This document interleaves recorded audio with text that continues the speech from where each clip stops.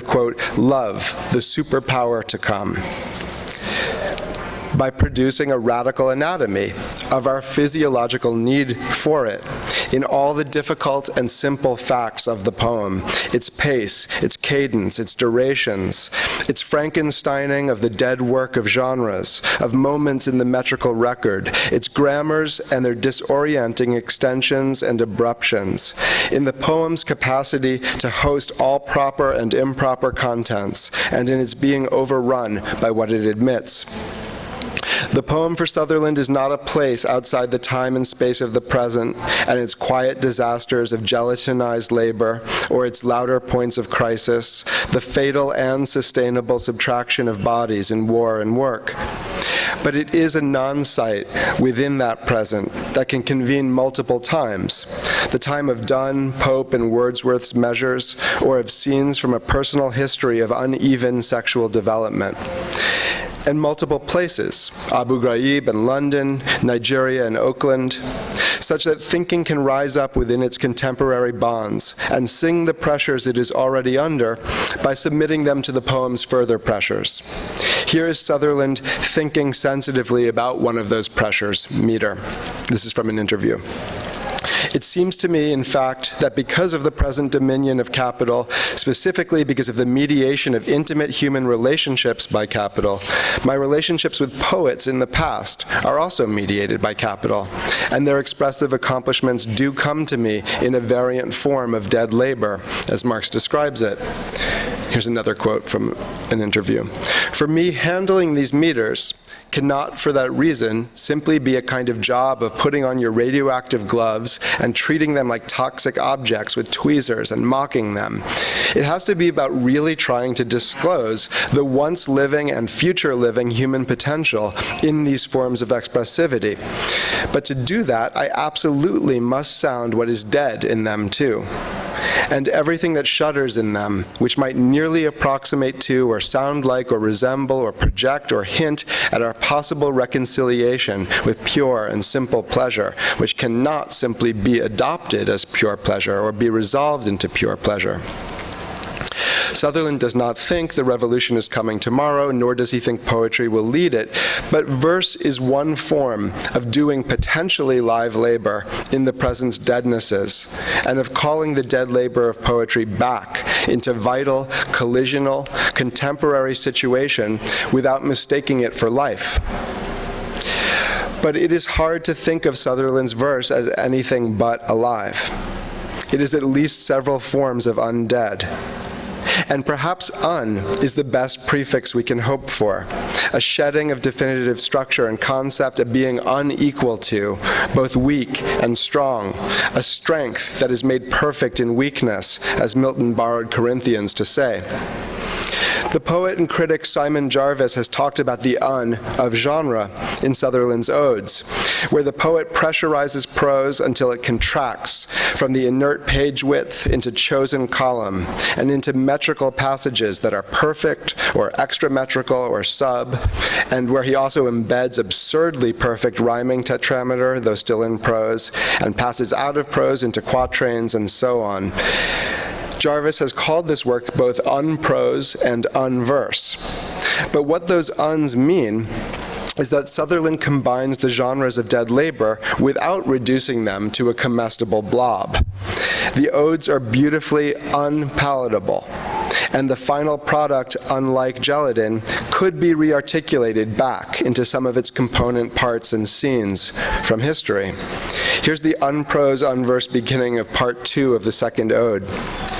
As sure as any air must spread, the cost of any breathing head, thrilled out to cold perfection, released from its protection, to keep our estimates so rough that each can lean in close enough to bind onto the other free, and blind to her obscurity, so every paralysis condemns to cost analysis, terminable or not the same live instrument of breath and blame. I'm over-accenting the rhyming tetrameter of this prose, not merely so you can hear it, but so you can hear how cold and imperfect the unverse of the cold perfection there is. Here, Sutherland is playing off Pope's claim to have versified Donne's metrical irregularities, but it requires the nodding head of that bobble-headed reader to release perfection into every one of its 4 possible syllables, much as every will be forced to take 3. Or we could refuse such perfection rather than have it be released like a car or apartment, and maintain current pronunciation at meter's expense. But the main thing here is neither of those determinate and determining choices, but how Sutherland releases the dead labor of several past moments of versification into, quote, a rough estimate of the present, where both choices live, so that each can, quote, bind on to the other free, bound and unbound within, quote, the live instrument of breath and blame that the poem is. All of this unarrestable versification also happening in a field of unprose. This is not Galerta exactly, the irreversible undifferentiation of material labor, but the read-discernible history of metrical regulation and variation and its wars, set among meters dissolves elsewhere in the poems into full arrhythmia and punishing prose parataxis as we move across the full sweep of the book, in poems that try to find the ode living inside all dead code. Quote, a bastard ode to prose where nothing is advertised, value is never added, love is flat pack, not inflated. There is one place, off-page, where relations among the compossible layers and labors of poetry's dead must be made determinate in the body of a performance, including the one that is about to begin sounding out some of these questions and their traversal by the other concerns of Sutherland's odes. These concerns include a relentless auto-inquisition of the author's weaknesses and temptations, a saying forth of that which is most embarrassing to say, most inappropriately necessary, an insistence on sexual joy and political fury, satires of the languages of advertisement and product code, of job description, of the police, newspeak, and so on, but also of poetry, all converging at what Sutherland calls, quote, the horizon of my poetry, which attempts to, quote, express with the maximum conceivable and livable pressure an absolutely imperative need for the comprehensive revolutionary transformation of human experience and relations. In performance, Sutherland embodies that livable and nearly unlivable pressure, speaking with a blessed straining, to use Adorno's term for the work of real happiness, and with a speed that registers the need for that comprehensive revolutionary transformation, the somatic labor of such transformation, and the precisional joy that could accompany such work. That work is not yet fully here, but the poetry is, and about to re-arrive. Please join me in welcoming the set of collective forces that for tonight we will call Keston Sutherland.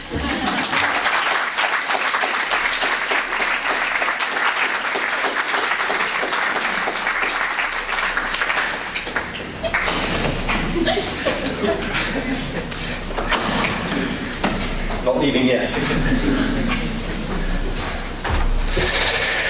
I can proudly announce that as of this evening, I recant my neo-pre-Raphaelite totalitarianism and will, before all of you, in humility and in shame, embrace gloriously instead post-neo-pre-Raphaelite totalitarianism, which drags us one end closer to history. Thank you so much, all of you, for coming. Thank you to Berkeley, if something, an institution can meaningfully be thanked for having me. Thank you for everyone who has had any hand in bringing me here. It's a real pleasure and an honor, and I'm exhilarated to be able to read to you all tonight as a Holloway poet. Thank you. Thank you especially to Geoffrey G. O'Brien, who is just extraordinary, isn't he? That was an amazing introduction, and it's part, I suppose, of, if such a thing exists, then the disintegrated philosophy of the book from which I will read for you tonight, that first moments are in fact able possibly to be repeated. Marx says so, at least, that the commodity never loses its virginity. I wonder if it'd be possible for us to reinvent ours. And so I think it's only apt that the introduction, the first moment to this reading should be, I'm sure, probably just as interesting or a lot more interesting than the reading itself. It was for me. Anyway, thank you so much, Geoffrey. That was enormously generous. I'm going to read 4 things tonight, the first of which is barely a thing, one of which is a thing kind of clipped off and excerpted from a bigger thing, so a kind of thinglet, another of which is a thing into which has been stuffed unceremoniously an excerpt or clipping from another thing. So there will be in this reading a kind of complex or multiplex proliferation of part and full thingness, beginning with a little thing.